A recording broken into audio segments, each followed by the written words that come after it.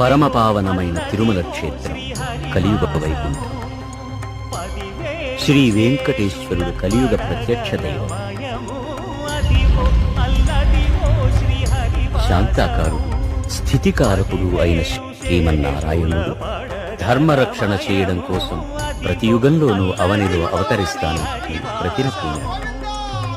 ఏ అవతారంలోనైనా ఆదినారాయణుడి అంశ మాత్రమే అవనికి తరలివస్తుంది.